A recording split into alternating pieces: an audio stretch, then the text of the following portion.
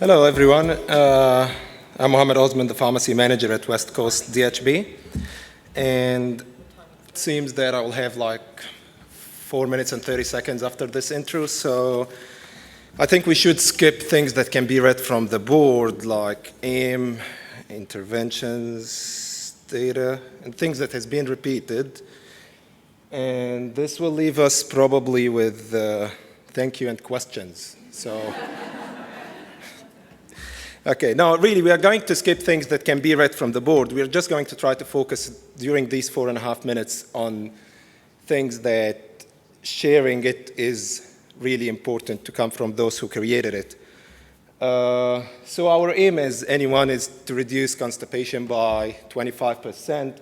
Our scope was mainly surgical ward. We have only one ward at the West Coast. So this was our main focus. We didn't have any specific opioid because all cause constipation, so we're focusing on them. But it's generally the 80-20 rules where you have 80% of the constipation is caused by like the 20% that are most commonly prescribed. And we are recording both regular and PRN, but after a lot of PDSAs, we decided to have a regular laxative as a target.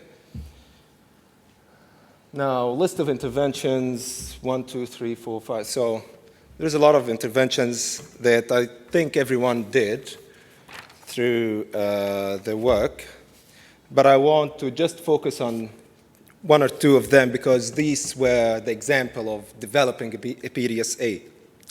So one of the simplest things that we wanted to do is just recording if the patient had a bowel movement. Simple as that. That's all what we wanted to know. So we started by having a brainstorming of changing the observation chart, but because of the Transalpine agreement with Christchurch, we didn't want to do all of these changes just to know if the patient had a bowel movement. So we said, okay, let's get the nurses. This is another PDSA. Let's get the nurses to just write it down. And this caused a little bit of discrepancies about how they recorded. Moving on to stamps, where we started using stamps, but the stamps color wasn't that attractive to the doctors. They didn't like it because it's green and it's not that obvious whether they had a bowel movement or not. So we moved it to red stamps, but finally they worked. So now we reached the level where it's on the margins, on the clinical notes, red stamp. It proved really effective, but it took a lot of PDSAs. So the data. Our data is really unique because we are small DHB, which means that one patient could cause a 25% drop, as you can see. On the left side, Paul did a great job because he intentionally didn't put percentage. He wanted to show you the real effect of just one patient, that a drop could be 25 or 30%. Okay, so when numbers doesn't usually mean that we are doing a great job. So if I'm having a 90% success out of 1,000 patients, this means 100 patients is constipating. That's a long number. That's a lot of people.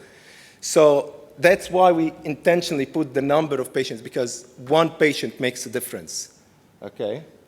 Now, this is the inpatient and opioid laxative for the inpatients. When it comes to the inpatient, this shows a story where we were really excited at the start, and that's why we got like high levels. And then it started during the handover, as mentioned, that I just moved. And then we started getting to the level that we want, which is 25% decrease. Now, our achievement simply is teamwork, which is really great. And then what we learned is that we need to sharpen the saw. In other words, that if you give someone a loading dose of a medication, it's not going to give the effect. You give the loading dose, and you need a sustained dose. So that's what we need. We need a reminder, a guideline, something that keeps them attentive to prescribing or co-prescribing laxatives. And the last thing, I think, with the stamps, I gave the example, is that we'll never get it from the first time. That's why we're doing all of these PDSAs. Struggles was the handover, as mentioned. And the other thing is that when we are implementing it, it doesn't go as we plan, of course. Stamps get delayed, posters are not printed yet, so we have to move back and readjust this. Now, success would be, that's great. It really helped each team member to work on the PDSAs, not only on the collaborative, but also throughout all their projects. It has been shared with colleagues. So now, if you're walking in the hospital and said, okay, we have this problem, how about doing a PDSA for it? And they just start working on it. So that was a really good thing. The other thing is the satisfaction of knowing that we changed how one patient feels.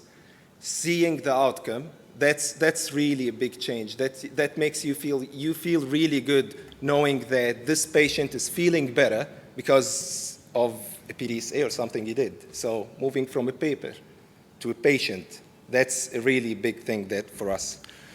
And really, at the end, just last thing, I would really like to thank Nick Leach because she's the one who started as the team lead. So she did really a great job. And the whole team did a great job, so I was just presenting. Thank you.